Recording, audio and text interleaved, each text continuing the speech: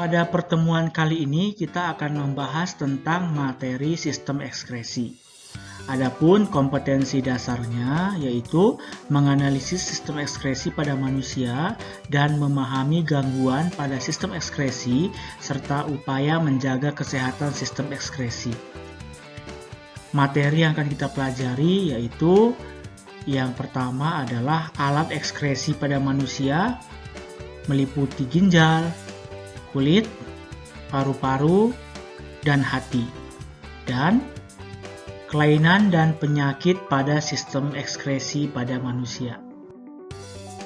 Pengeluaran zat pada manusia dibedakan menjadi 3, yaitu yang pertama adalah ekskresi, yaitu proses pengeluaran zat sisa metabolisme seperti urin, keringat, empedu, dan karbon dioksida melalui organ-organ ekskresi. Yang kedua adalah sekresi, yaitu proses pengeluaran zat yang masih digunakan oleh tubuh seperti enzim dan hormon yang dihasilkan oleh kelenjar. Yang ketiga adalah defekasi, yaitu proses pengeluaran zat sisa pencernaan berupa feses atau tinja melalui anus. Setiap makhluk hidup melakukan metabolisme untuk menghasilkan energi.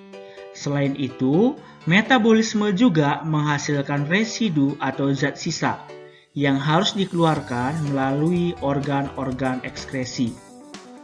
Adapun organ ekskresi pada manusia yang pertama adalah ginjal, yaitu mengeluarkan sisa metabolisme berupa urin. Yang kedua kulit, mengeluarkan zat sisa metabolisme berupa keringat. Yang ketiga hati, yaitu mengeluarkan zat sisa berupa cairan empedu. Yang keempat adalah paru-paru, mengeluarkan zat sisa berupa karbon dioksida dan uap air.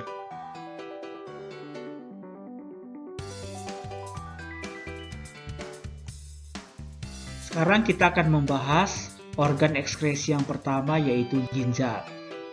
Ini adalah bentuk ginjal pada manusia seperti yang kalian lihat pada animasi ini.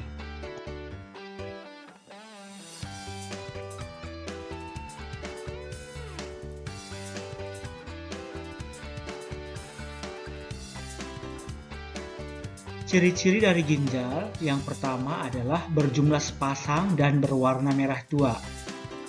Bentuknya seperti biji kacang merah. Terletak dalam rongga perut, di sebelah kanan dan kiri ruas-ruas tulang pinggang. Berat ginjal sekitar 200 gram atau berkisar 0,5% dari berat tubuh kita. Ini adalah bentuk ginjal pada manusia.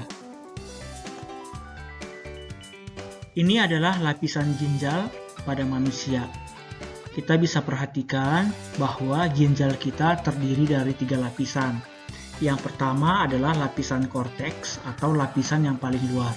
Yang kedua adalah lapisan medula atau lapisan yang di tengah. Dan yang terakhir adalah lapisan pelvis atau lapisan paling dalam dari ginjal. Sekarang kita akan membahas tentang lapisan-lapisan ginjal beserta dengan fungsinya. Yang pertama adalah kulit ginjal atau lapisan korteks. Di sini terdapat nefron.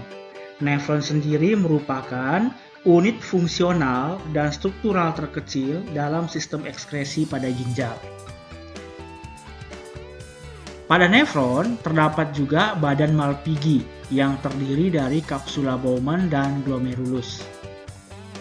Untuk sumsum ginjal atau lapisan medula, terdapat pembuluh atau saluran berliku-liku yang disebut tubulus contortus. Sedangkan untuk rongga ginjal atau pelvis renalis, di sini tempat bermuara pembuluh atau saluran pengumpul. Pada animasi ginjal ini, kalian bisa melihat bahwa ginjal kita terdiri dari jutaan nefron. Jika kita mengambil satu nefron dan kita perbesar, maka bentuknya seperti animasi ini. Ini adalah gambar dari nefron.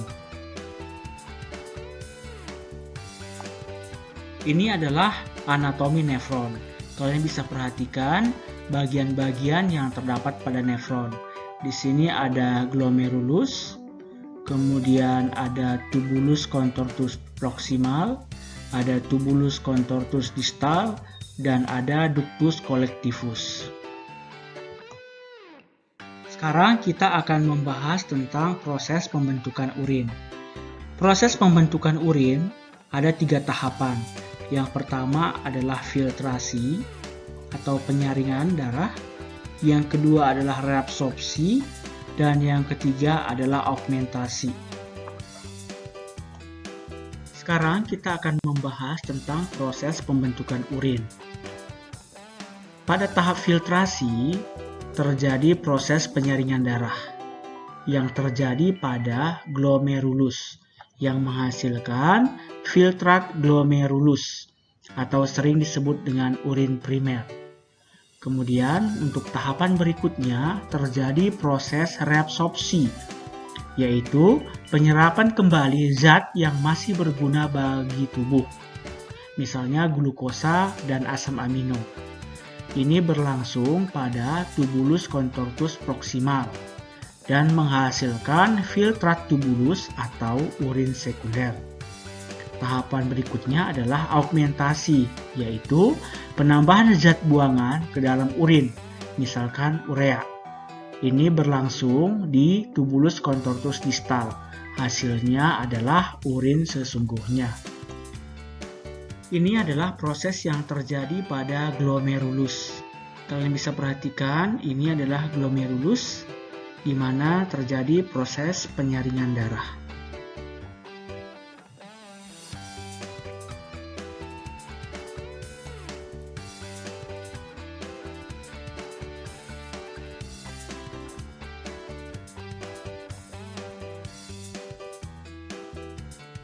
Kalian harus bisa menguasai bagian-bagian yang terdapat pada nefron dan juga proses yang terjadi pada masing-masing bagian tersebut. Kandungan urin. Urin yang normal mengandung bahan-bahan berikut. Yang pertama adalah air, urea, dan amonia yang merupakan sisa pembongkaran protein. Kemudian ada garam-garam mineral, terutama NaCl, zat warna empedu, yaitu bilirubin dan biliverdin yang menyebabkan warna kuning yang khas pada urin. Dan juga terdapat zat yang berlebihan, misalnya vitamin B dan vitamin C yang larut dalam air dan juga obat-obatan. Ureter. Ini merupakan saluran antara ginjal dengan kandung kemih. Jumlahnya sepasang atau ada 2. Fungsinya membawa urin dari ginjal ke kandung kemih. Kandung kemih merupakan kantung yang berfungsi untuk menampung urin sementara, disusun oleh lapisan otot polos, berhubungan dengan uretra. Uretra, saluran yang membawa urin keluar dari tubuh. Pada wanita hanya dilalui urin saja, sedangkan pada pria selain dilalui urin juga dilalui oleh sel sperma. Nanti kita akan bahas lebih lanjut ketika kalian duduk di kelas 9. Faktor-faktor yang mempengaruhi jumlah urin. Yang pertama adalah antidiuretik hormon atau ADH. Hormon ini dihasilkan oleh kelenjar hipofisis. Jika ADH rendah, maka urin banyak dan encer. Sebaliknya, jika ADH tinggi, maka urin sedikit dan pekat. Yang kedua, jumlah air yang diminum. Yang ketiga, hormon insulin. Hormon insulin ini dihasilkan oleh kelenjar pankreas. Jika insulin rendah, maka gula darah tinggi, sehingga penyerapan air di tubulus distal terganggu. Maka urin menjadi banyak dan mengandung gula. Yang keempat, zat diuretik. Ini bisa berupa kopi, teh, alkohol. yang menyebabkan ADH turun, sehingga urin menjadi banyak. Yang kelima, suhu. Pada saat suhu dingin, maka pembuangan lewat urin. Sebaliknya, jika suhu panas, maka pembuangan lewat keringat. Sekarang kita akan membahas kelainan dan gangguan yang terjadi pada ginjal. Diabetes insipidus disebabkan oleh kekurangan hormon ADH yang menyebabkan jumlah air naik 20-30 kali lipat dari jumlah biasa atau dari jumlah normal, sehingga penderita banyak mengeluarkan urin atau kencing menjadi banyak. Batu ginjal ini merupakan endapan garam kalsium atau Ca. Adapun cara pengobatannya adalah dengan mengkonsumsi obat, laser, atau dengan cara dioperasi. Diabetes mellitus, yaitu urin mengandung gula karena kurangnya hormon insulin, sehingga kadar gula darah menjadi tinggi. Akibatnya reabsorpsi akan terganggu. Nefritis, yaitu peradangan pada ginjal yang disebabkan oleh infeksi bakteri. Kalian bisa lihat ini adalah ginjal yang mengalami infeksi.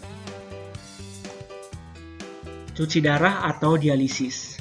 Cuci darah diperlukan bagi seseorang yang menderita kerusakan ginjal berat atau gagal ginjal, di mana ginjalnya sudah tidak berfungsi dengan baik.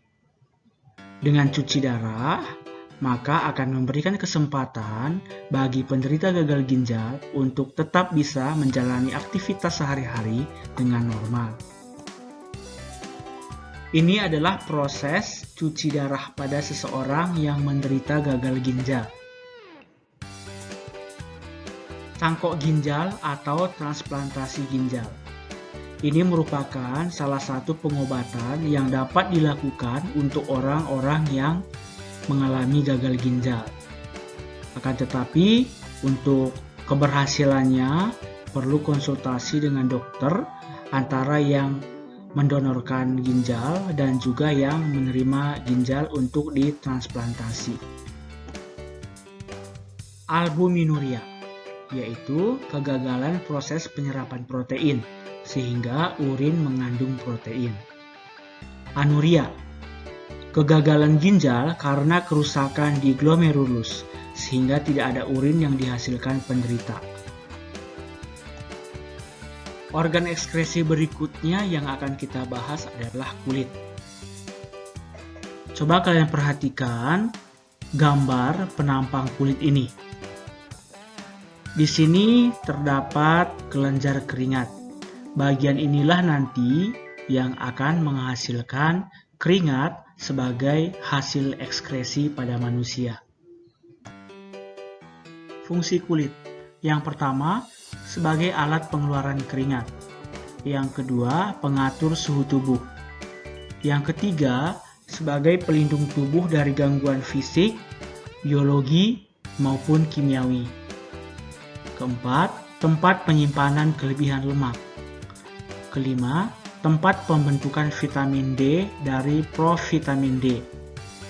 Keenam, sebagai tempat indera peraba. Kulit sebagai sistem ekskresi. Yang pertama, mempunyai kelenjar keringat atau glandula sudorifera yang mengeluarkan 5-10% sisa metabolisme. Yang kedua, kelenjar keringat menyerap sisa metabolisme dari kapiler darah dan mengeluarkan zat sisa yang berupa air, garam, dan urea. Faktor-faktor yang mempengaruhi jumlah keringat. Yang pertama, suhu lingkungan. Yang kedua, gagal ginjal atau gangguan penyerapan air.